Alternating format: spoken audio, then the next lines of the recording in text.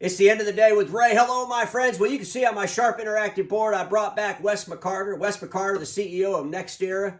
Folks, NextEra has all the data around service metrics for the document imaging channel. The world's largest database. They call it World Stats. Wes McCarter, it's great to have you back on, man. How are you doing, my friend? Thank you, Ray. It's been a while. Everybody's doing really well. I appreciate you having me back. Well, here we are, Wes. We're 18 months, 19 months into this crazy-ass global pandemic thing. And, you know, I've had you on periodically, and we talked about where the volumes were back in 2019 before all this happened. We were about 12 billion pages. So I want to get an update on that and give me some insights on where we are as an industry, because you are the largest database out there. So where are we at, Wes? Well, you know, as we talked about the last time, it was really interesting. We saw the volume start diving May of last year, obviously, when the lockdown started.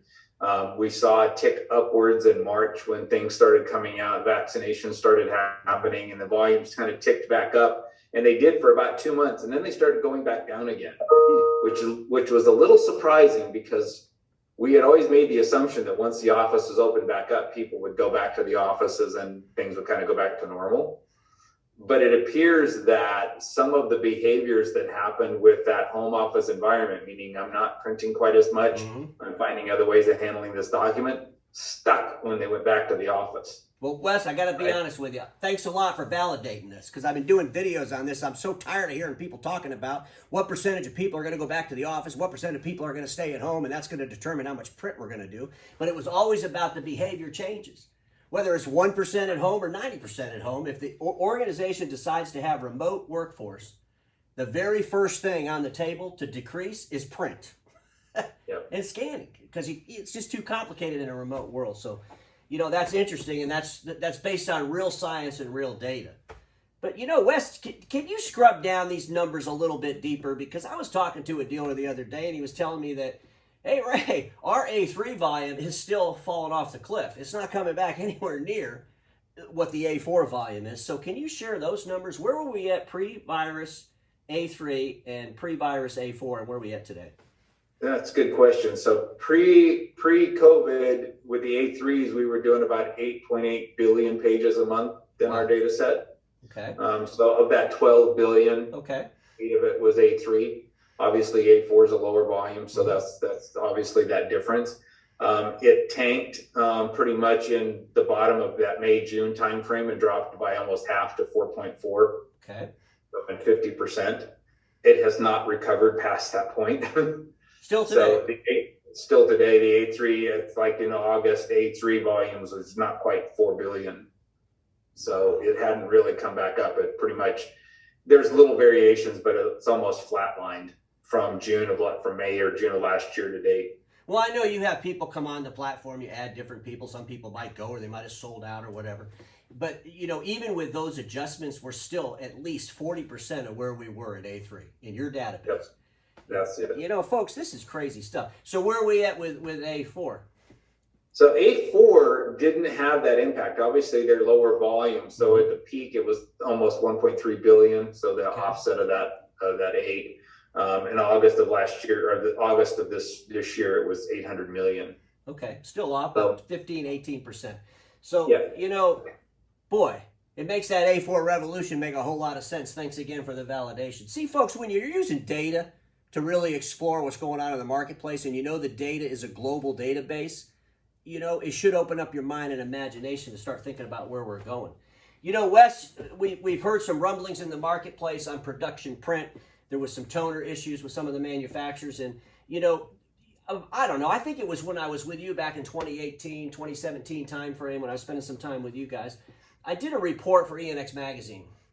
And I analyzed about 5,700, I believe the number was, production machines. They were all black and white production machines.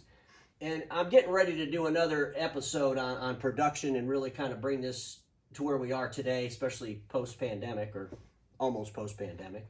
But if you looked at your D7 category, which is black and white, and I believe that's like 70, 80 pages a minute or above, what's the average volume of those machines right now in your database? How many machines? In our database, average for the entire population is about 284,000. Okay.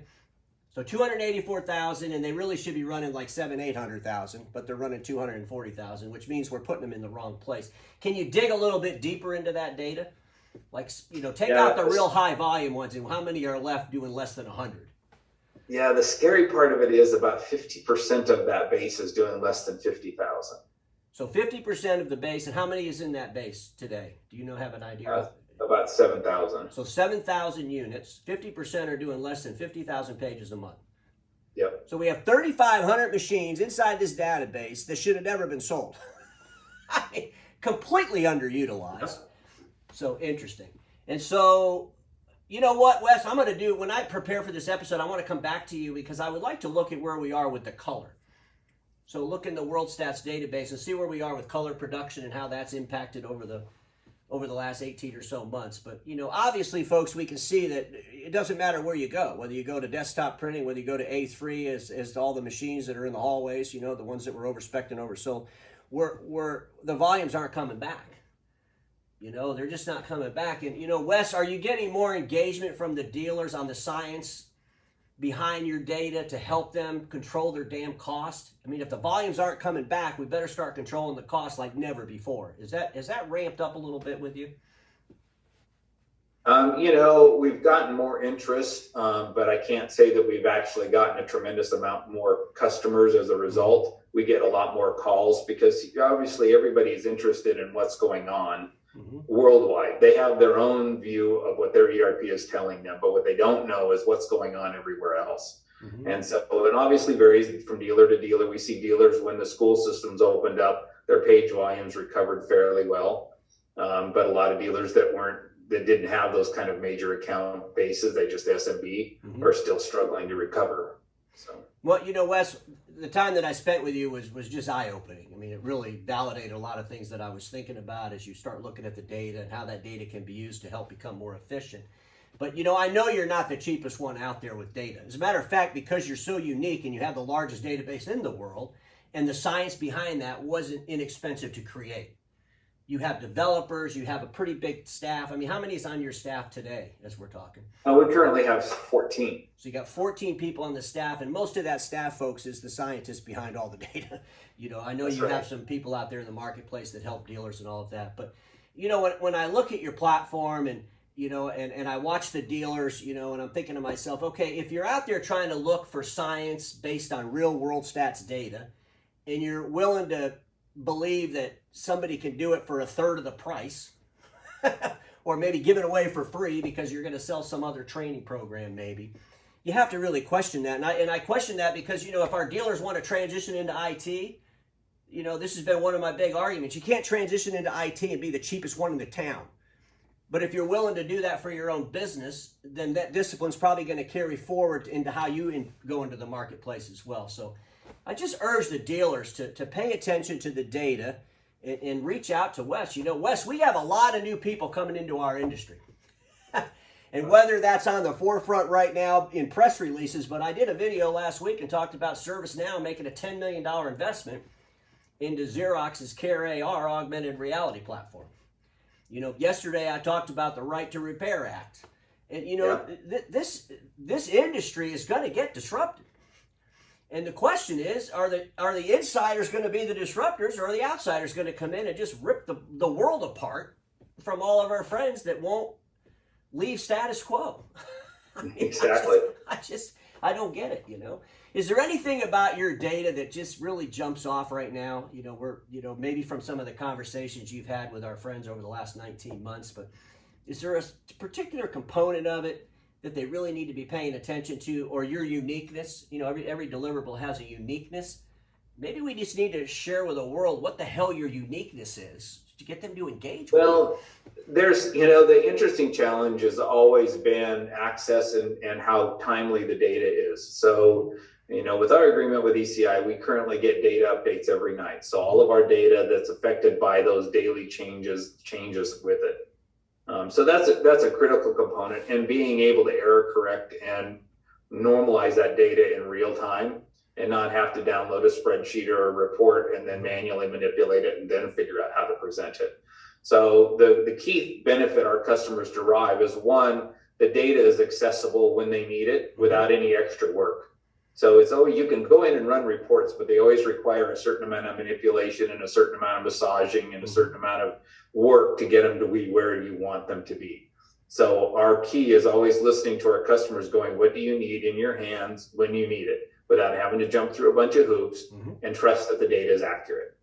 So that, you know, over the 30 years we've been doing this now, we've proven ourselves as experts at handling data and large data sets. And so that's why the big manufacturers trust us, and a lot of the biggest of the dealer groups trust us, because they know we can handle the data, we can handle it securely, and we can present it in a way that they can use it and make an actionable change as a result. Well, you know, Wes, you know, when I look at your data and I look at your business, it's complicated. Okay, it's complicated because there's a lot of science behind that. You know, you've been working on this for 30 damn years, and you've evolved over time as the industry evolved. But right. You know, complication isn't easy. There's no easy button when you're trying to, you know, transition, or when you're trying to, you know, basically transition, or ripping the Band-Aid off, or changing disciplines or behaviors. That is not easy stuff. And, you know, right. You can't keep looking for some easy solution that makes you feel good over some complicated solution that makes you better. But what you do, even though it is complicated, is you take that complexity out for our dealer friends. And I just, you know, I think sometimes, you know, they look at you, or you know, I compare you to almost to my friend Milton Barley, the MSP out of Nashville. You know, the most expensive in his marketplace. But he's damn good at what he does. You know, and because he's damn good at what he does, he demands a higher price for those services. And I really think in our space, our friends have got to start looking at, you know, who's really helping you. And I'm not trying to throw people under the bus. I just know, and I've been in your bus. Right. And, you know, and your bus has been on the road for 30 damn years helping our friends out, helping manufacturers out. And I'm sure it won't be long before outsiders are going to start looking at your data to help them out, because they are coming to disrupt our space. There's no doubt about it. You know, they're absolutely. Yeah, there's opportunity there for sure. Absolutely, you know. So is there anything else you want to share before we end this? Because, you know, Wes, we all know that the dealers have got to cut costs. The volume's not going back to 100%. You can't sell your way out of a decline, because every time you add another serial number, guess what? It's still going to decline. Yeah, I still, I just ran this analysis again, and that's the value of having all of this data is I'm still astounded by the fact that 42% of all of the machines placed fall in that what we call our first volume tier. So we distribute a population of equipment based on the page volumes they run, and then that's broken out over 12 volume tiers if the population is sufficient enough to do that. But it starts at the lowest volume tier. So it doesn't matter what the bracket is, the number one tier is always the lowest volume tier. And that's 42% of the bases in that tier. Another 27% is in the next tier, 13% is in the next tier. So between those three tiers, almost 70% of the base is in the lowest three volume tiers. Now, that would be expected under the COVID scenario where the lockdowns happened and all that, Sure. right? That number existed almost exactly the same way pre-COVID. So we're selling low-end stuff. We're running around telling everybody we have all this extra value, but we realize the lower segment that we sell based on volumes, the lower volumes, that's really a commodity buyer any way you look at it. It's not important to them. But, you know, share with me, though, because you have the 12 different volume bands. You're the only one that does that, by the way. But what is that? What are those volumes? I mean, if you took 1, 2, and 3 all together, all those machines, which you said is 42% of the machines going into the marketplace? Yeah. No, it's 42% in volume 1, or all three of those tiers? Correct. No, 42% is in tier 1, and those machines average 908 pages a month. So 42% of the machines going into the database on a monthly basis from all the dealers on the network right. are less than 1,000 pages a month. So, correct. Okay, it's tier 2. What's the percentage of that? That's 27%. Okay. And they're averaging about 3,200 pages a month. Folks, I can't even repeat that because it's so insane. So tier 3. 13% and 6,000 pages a month. Wow. All right, folks. So we went from one end to the other. We talked about production and the average volumes of those, and the big bases, they shouldn't even be out in the marketplace. We're talking about most of the placements that are going into the marketplace. I mean, that's a total of about 70% of the placements in the marketplace are in those low volumes. Does that not tell you that even if the volumes come back, they're not going past those low volumes, because those low volumes existed before the pandemic? That's right. We already realized that it doesn't matter where the hell they work, whether they're in the office, whether they're at home or on a beach. The first thing they want to do away with is their print. So we better figure out how to control our costs in that department. Wes, it's always great having you on. You know, is there anything you want to close with? I appreciate the opportunity, Ray. And like I say, we'll be out at the SDG and CDA events coming up. So, you know, for dealers that are interested in exploring some of these numbers on their own companies, I'd be happy to talk to them. Sweet. Wes, because we all know this, status quo is the killer of all that'll be invented. Don't get stuck in status quo, and I'll see you all tomorrow.